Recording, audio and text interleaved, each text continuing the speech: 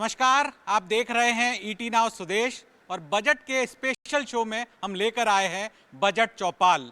मेरे साथ कारोबारी है, छोटे व्यापारी है, federation of association of Maharashtra fam, जो कि महाराष्ट्र के अंदर एक बड़ा संगठन है जिससे करीब 750 से ज़्यादा छोटे संगठन जुड़े हुए हैं। 8 लाख से ज़्यादा कारोबारी उससे जुड़े हुए हैं। तो अलग अलग सेक्टर्स के जो व्यापारी हैं वो इस बार बजट चौपाल में मेरे साथ हैं। और इसमें जो सेक्टर्स हैं वो मेटल सेक्टर है, कपड़ा व्यापारी है, फुटवेयर्स, ट्रांसपोर्ट, एमएसएमई, तमाम तरह के जो सेक्टर्स के जो व्यापारी कारोबारी मेरे साथ जुड़े हुए हैं। और सबसे पहले जो फैम के प्रेसिडेंट हैं उनसे ही मैं शुरू करता हूं।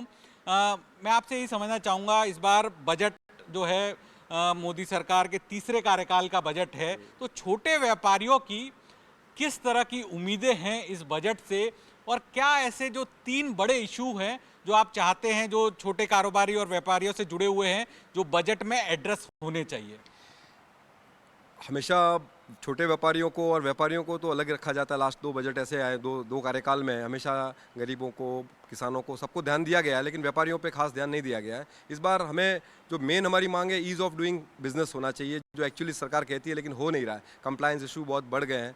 जैसे टीसीएस है, 0.1% 50 लाख के सेल के ऊपर लगता है और फिर हमें वापस रियम्बर्स होता है, लेकिन उसके लिए असेसमेंट होता है, पेपर वर्क इतना बढ़ गया है, परेशान हो गए हैं सारे लोग।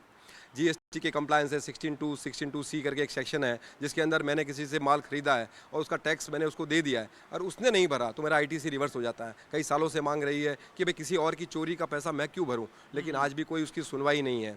एमएसएमई का जो अभी थोड़े दिनों पहले चल रही है बात, उस पर शायद 45 डेज वाला, उस पर भी कैसे है कि अभी उन्होंने अभी कहा तो है कि हम लोग कि 90 डेज़ या 180 डेज़ करेंगे और वो 90 डेज़ के बाद इंटरेस्ट देना चाहिए, जो हमारी मांग है। और इसमें सबसे पहले कि एमएसएमई में सारे ट्रेडर्स को इंक्लूड करना चाहिए कि स्मॉल और माइक्रो को अलग रख के मीडियम और लार्ज को करेंगे तो स्मॉल और मीडियम का जो माइक्रो का बिजनेस मीडियम और लार्ज की तरफ डाइवर्ट हो जाएगा। मार्च में इस तरह से बहुत सारे माल वापस आए, गुड्स रिटर्न्स हो गए, क्योंकि लोगों को लगा कि इनकम टैक्स डिसअलाउ हो जाएगा। इस तरह का कोई प्रावधान नहीं होना चाहिए जिससे व्यापार अटक जावे। एक बहुत दिनों से हमारी मांग रही है सोशल सिक्योरिटी की, कि व्यापारी पूरे ज़िंदगी भर टैक्स भरता आता है और 60 साल 65 साल जो भी गवर्नमेंट डिसाइड कर ले हुए, उसके बाद जितना भी मैंने ज़िंदगी भर टैक्स भरा है उसका 10% मेरा पैसा, जो भी टैक्स का पैसा प्रोपोर्शन में एफडी कर दे गवर्नमेंट, उसके सामने मुझे सोशल सिक्योरिटी दे, मुझे हेल्थ इंश्योरेंस दे, मेरा मेडिक्लेम होना चाहिए, मेरा लाइफ इंश्योरेंस होना चाहिए, मुझे एयर में, ट्रेन में कुछ बेसिक सुविधा मिल जाए जैसे दुनिया भर में मिल रही है। भारत विकसित देश की तरफ बढ़ रहा है, तो ये बेसिक सुविधा जब आप दोगे, व्यापारी जो है थोड़ी सुविधा की भी मांग कर रहा है। सर, अभी जो एक बात करी, ये 43BH, ये कितना बड़ा मुद्दा है व्यापारियों के लिए, जिसमें आपको 45 दिन के अंदर पेमेंट करना होता है और छूट नहीं होती, और उसका कितना इम्पैक्ट आया और इसका रिजोल्यूशन जल्दी से जल्दी होना चाहिए क्या? सर, इसका रिजोल्यूशन क्या होना चाहिए कि आज 45 डेज़ का जो एमएसएमई में ट्रेडर्स को इंक्लूड नहीं है। ट्रेडर्स के लिए कोई भी ग्रीवेंस फॉरम नहीं है कि ट्रेडर्स जाकर जा सके। हमने मांग की है कि आप 45 डेज़ की जगह 90 डेज़ कीजिए, 90 डेज़ के बाद नहीं लेते इंटरेस्ट कंपलसरी कीजिए और मैक्सिमम 180 डेज़ के बाद डिसअलाउ कीजिए। उससे क्या पूरा व्यापारी वर्ग में, आज पूरे महाराष्ट्र के व्यापारी की एक ही मांग है।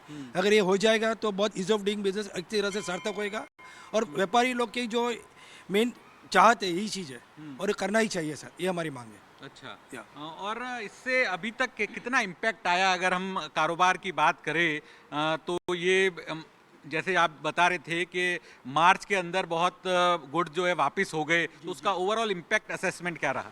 सर, बहुत ही लोग के मटेरियल वापस आए हैं, तो क्या अभी छोटे व्यापारी के उसका बिजनेस भी इम्पैक्ट हो रहा है। आज के देखा जाए कि पिछले 3 महीने में, आज ये फर्स्ट क्वार्टर गया, सबका बिजनेस नियरली 20 to 30% डाउन हो गया सर। इसकी वजह से कि सब लोग घबरते इसके लिए और नहीं हो रहा है, तो इसके लिए उसके कोई सॉल्यूशन ही नहीं उनके पास।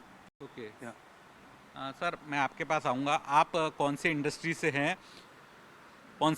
हैं और इस बार के बजट में क्या उम्मीदें रख रहे हैं?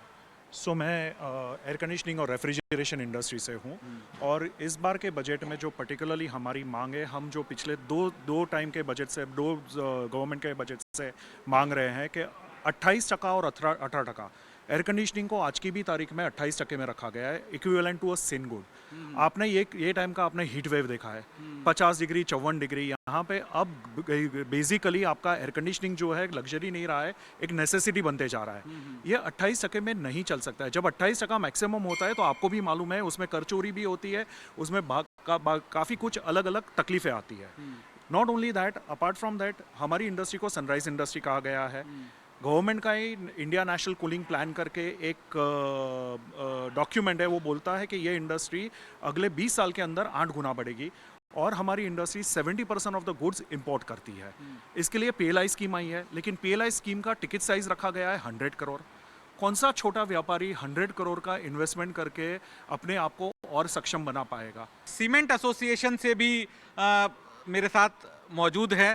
सर, आप सीमेंट एसोसिएशन में किस पोस्ट पे हैं? Sir, I'm the president of the Cement Stockists and Dealers Association of Bombay. अभी हमारी सीमेंट में एक हमारा जो अब जीएसटी है वो 28% है। उसके अंदर हमको कोई कंप्लेन नहीं है, because it is an income for the government. But the main issue is that अभी ये जो साहब लोग बोले हमारे फैम के जो under section 43BH we are traders, हमको हमारे प्रिंसिपल्स को पेमेंट देना पड़ता है इमीडिएट, और हमको पेमेंट आता है 60 दिन, 70 दिन, 80 दिन। But we traders are not included under this act. 43BH. That is right. 43BH पे हमको include नहीं किया गया है 45 days.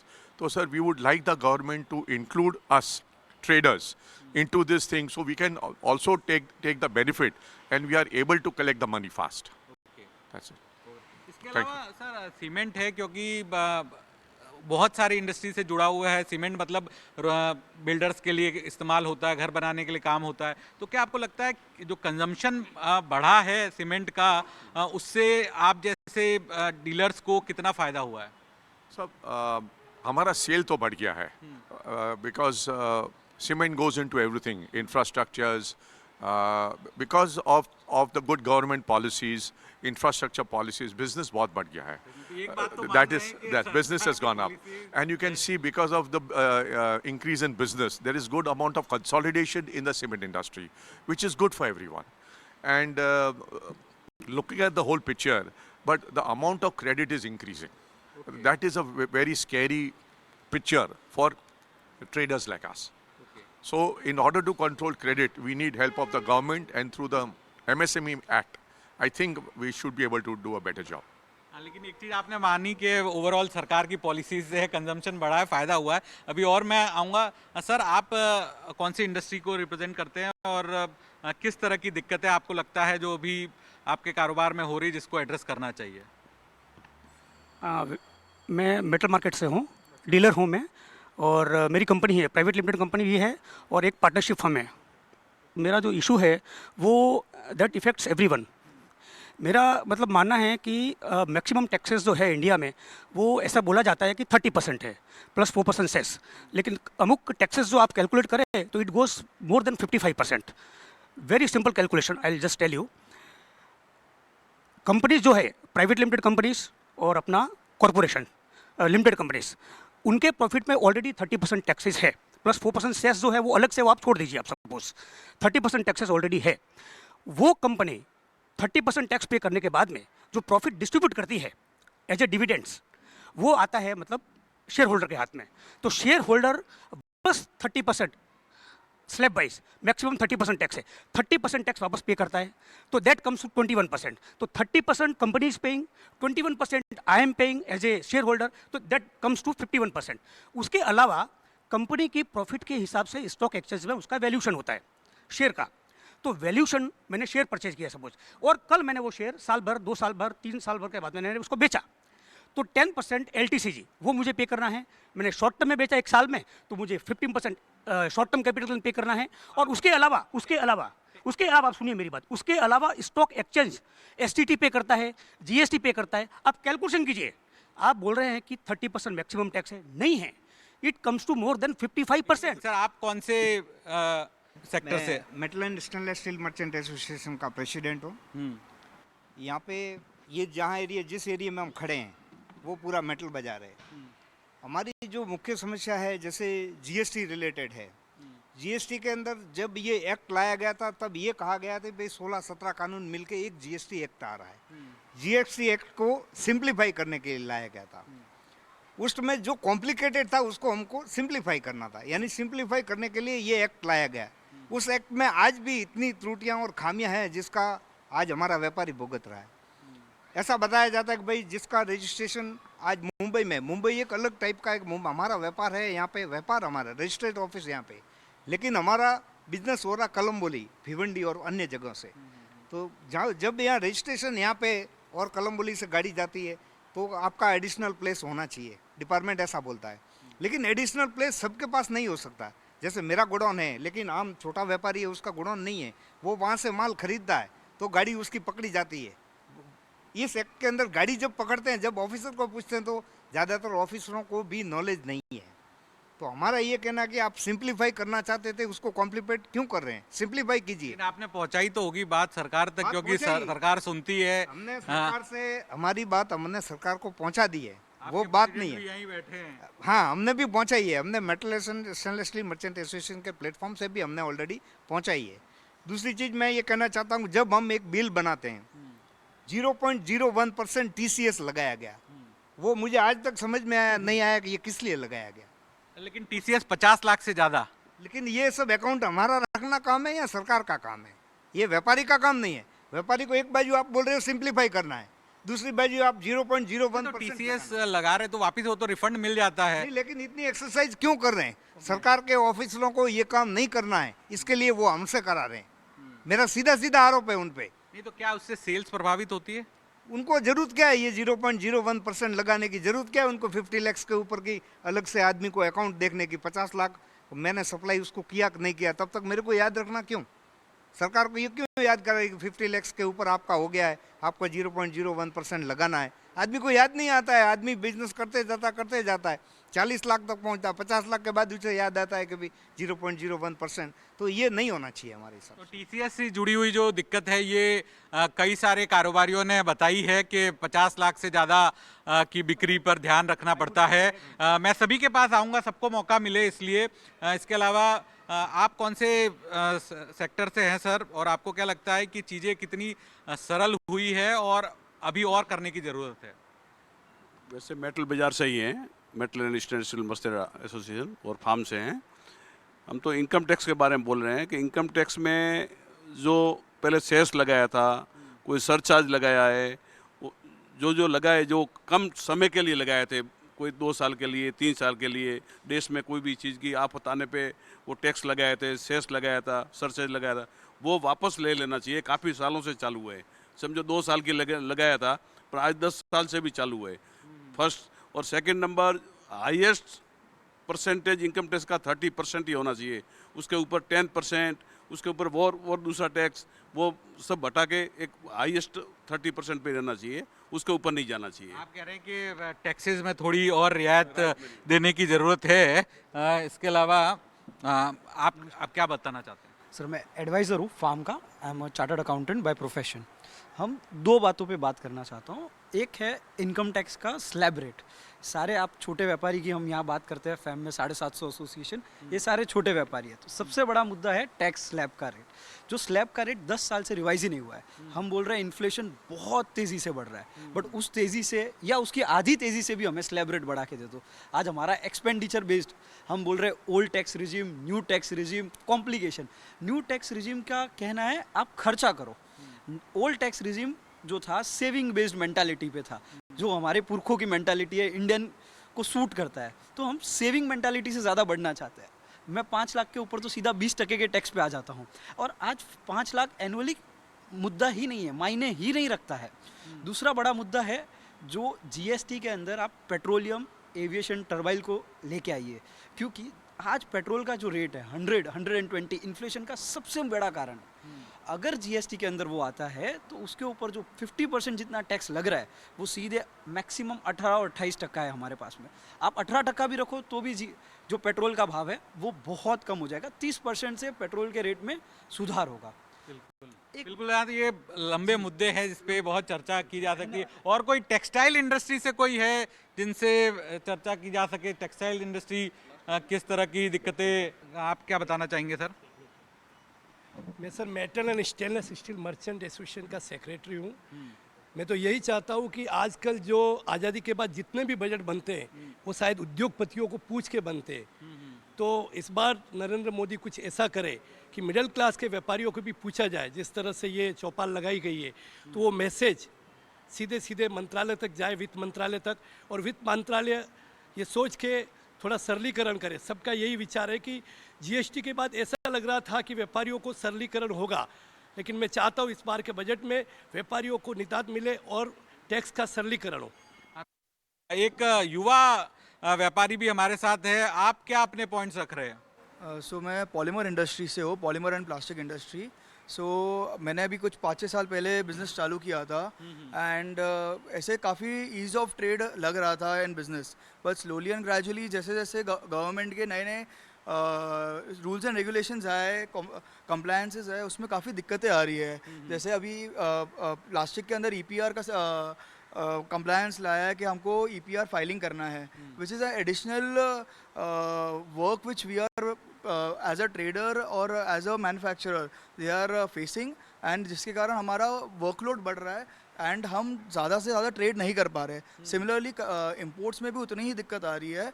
हाँ, जो FTA बेस्ड जो फ्री ट्रेड अग्रीमेंट्स है काफ़ी कंट्रीज़ के साथ, जिसके साथ इंपोर्ट काफ़ी स्मूथली होना चाहिए, which are there under the particular section, but वो फ्री ट्रेड अग्रीमेंट्स में भी क्या इंपोर्ट ड्यूटी बढ़ा दी गई है इस वजह से, या फिर टर्म्स एंड कंडीशन चेंज हो गई? नहीं, फ्री ट्रेड अग्रीमेंट है, without any duty we have import duty we can easily import, but कई बार कस्टम्स में ऑफिसर्स काफ़ी परेशान करते हैं क्योंकि देर are some or the other changes और upgradation in the system which they are planning, but that stays long for 3-4 months और वो कोई उस पर सोल्यूशन नहीं आ रहा है। अब हमें वहाँ पे हमको दिक्कत आ रही है, मटेरियल क्लियरेंस में भी दिक्कत आ रही है। जैसे अभी रिसेंटली जो शिपिंग का जो इतना बड़ा प्रॉब्लम आया कि शिपमेंट्स डिले हो रहे थे, वेसल्स डिले हो रहे थे, ग्लोबल प्रॉब्लम, जहाँ पे हमारा फ्री ट्रेड अग्रीमेंट है, जहाँ से मटेरियल क्लियर होना चाहिए इजीली, हाँ उसमें भी दिक्कत है। जो गवर्नमेंट में रजिस्टर्ड है, कस्टम्स में रजिस्टर्ड है, सालों से फ्रीली इंपोर्ट हो रहा है, बट वही प्रोडक्ट्स में दिक्कत आ रही है। जहाँ पे कस्टम ऑफिसर चाहता है कि प्रॉब्लम क्रिएट करनी है, वो कर ही देगा, हमारे पास बाद में कोई रास्ता ही नहीं निकलता। क्लैरिफिकेशन की ज़्यादा ज़रूरत है। मैं फैम के जो प्रेसिडेंट है जिनसे शुरुआत की थी, एक बार वापस उनके पास आऊँगा। हमने बात करी ज़्यादातर जो दिक्कतें बताई है, तो क्या इन सब चीज़ों को आपने सरकार तक पहुंचाया है, वित्त मंत्री तक पहुंचाया है? किस तरह के सुझाव मिले? और बहुत सी चीज़ें मुझे लगता भी है कि सॉल्यूशन मिले भी होंगे, चीज़ें सॉल्व हुई भी होगी। ये सारी चीज़ों को तो मैं नोट कर चुका हूँ और मैंने आगे भेज भी दी है, पर क्या सरकार का एक रवैया है कि वो ब्यूरोक्रेट्स की बात ज़्यादा सुनते हैं, व्यापारियों की बात को समझ नहीं पा रहे हैं। कॉम्प्लायंस इशू बहुत ज़्यादा है। जो छोटे छोटे चीज़ें हैं, अभी जैसे एक एग्जांपल और देता हूँ आपको, चाइना से मशीनरी इंपोर्ट हो सकती है, लेकिन चाइना के टेक्नीशियन इंडिया नहीं आ सकते। अब एक मेरे बहुत सारे इंडस्ट्री चाइना के तो हम हैं national, we are also national. हम लोग चाहते हैं कि भाई चाइना के साथ कोई बिजनेस ना करे, तो मशीन भी नहीं आने देना चाहिए था। करोड़ों की मशीन इंडियंस ने इंपोर्ट कर दी, बैंक के लोन व्यापारियों को नहीं करनी चाहिए। वो अलाउड था ना, अलाउड था, माल मशीनरी मिल रही थी, टेक्नोलॉजी हाई थी, तो मंगा लिया। तब उस टाइम पे मशीनें आ गई, पैसे लग गए, और अब उसको टेक्नीशियन नहीं आ रहा तो इंस्टॉल नहीं कर पा रहा, तो पैसे लॉस किसका हो रहा है? इंडियंस का हो रहा है। इसी तरह से बहुत सारे ऐसे छोटी चीज़ें, जैसे इंपोर्ट का इन्होंने बताया, एंटी डंपिंग लगा दिया किसी प्रोडक्ट पे जो इंडिया में बनता ही नहीं है। BIS का जो इशू बता रहे हैं बर्तन का, शायद खुल के नहीं बता पाए। BIS के लैब इंडिया में सिर्फ 2 लैब है, 2 लेबोरेटरी होने के कारण सारे सैंपल्स वहीं जाते हैं। एक सैंपल टेस्ट करने का 55,000 रुपये का चार्ज है, और फिर जब ऑफिसर साहब सैंपल पहुंचने के बाद बताता है कि पास करना है कि फेल करना है, पास करना है तो इतना खर्चा है। मतलब इस तरह का जो काम है ना, गवर्नमेंट को थोड़ा मॉनिटरिंग करना पड़ेगा डाउन द लेवल, और एसोसिएशन को साथ में लेके, जैसे प्रोविजन का एसोसिएशन को साथ में लेके उसके ढांचे को समझना पड़ेगा और उसको ईज ऑफ डूइंग बिजनेस करना पड़ेगा। लेकिन आप मानेंगे, जब से GST आया है और चीज़ें हुई है, थोड़ा बहुत ईज ऑफ डूइंग बिजनेस हुआ है पिछले 10 सालों में मोदी सरकार के कार्यकाल में? ऐसा लग रहा था कि होगा, हमने सबने वेलकम भी किया था कि भाई GST आने के बाद सिंप्लीफाई हो जाएगा, लेकिन अभी तक पेपर वर्क कॉम्प्लायंसेस कम नहीं हुए हैं। और GST में जैसे बहुत सारे इश्यूज हैं जो अभी पता चल रहा है, 17, 18, 19, 20 की अभी नोटिस आने लगे हैं। लोगों ने सोचा कि उस टाइम पे काम कर दिया, अब नोटिस आ रहे हैं, अब पता चल रहा है लोगों को 18% भरना है। बिजनेस 2-3% का बिजनेस है, 18% कहाँ से भर पाएगा? कंप्लायंस के इशू। एक और मेरे साथ व्यापारी जो अपनी बात रखना चाहते हैं। मैं Bombay metal exchange senior vice president Sushil Kothari हूँ। सारी चीज़ें तो आपने बहुत सारी सुन ली हैं, लेकिन एक चीज़ अच्छी हुई है इस गवर्नमेंट में कि हमारे रिफ़ंड जल्दी आने शुरू हो गए। कम से कम इस चीज़ के लिए तो सब तालियां बजा देंगे कि रिफ़ंड बिना पैसा दिए जल्दी आ रहे हैं।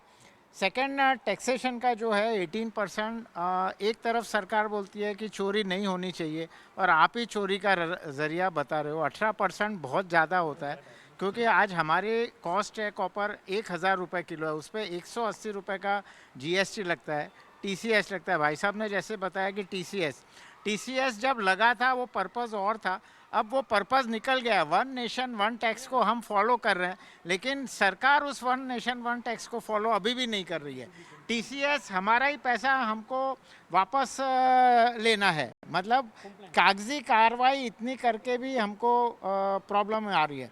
एक और बात यह है कि हम हमारा बजट इंग्लिश में क्यों देते हैं, जबकि ऑल ओवर वर्ल्ड जहाँ पे भी बजट होता है वो बजट उनकी मातृभाषा में होता है। हमको वो इंग्लिश से हिंदी समझने या अपनी अपनी लेकिन सर वो दूरदर्शन पे तुरंत बोलते समय हिंदी की भी कमेंट्री रहती है, तो language is not a barrier, because मातृभाषा में आप कह सकते देश के अलग अलग राज्य भी है, तो हर वहाँ का जो रीजनल चैनल है उसमें वो जो कमेंट्री है वो उस रीजनल लैंग्वेज में होती है, तो that is not a valid point. I will not take that point. तो अब वक्त की कमी है और एक फाइनल पॉइंट, क्लोजिंग पॉइंट मैं लूँगा, फिर वक्त हमारे पास कम है, उसको क्लोज करेंगे। बताइए सर। देखिए कुछ पॉजिटिव पॉइंट्स भी आए हैं, रिफंड तेजी से आ रहा है, सेल ज़्यादा हुई है, बताइए सर। मेरा ये कहना है, तो मैं रेफ्रिजरेशन एयर कंडीशनिंग इंडस्ट्री से हूँ और मुंबई का मैं प्रेसिडेंट हूँ यहाँ पे।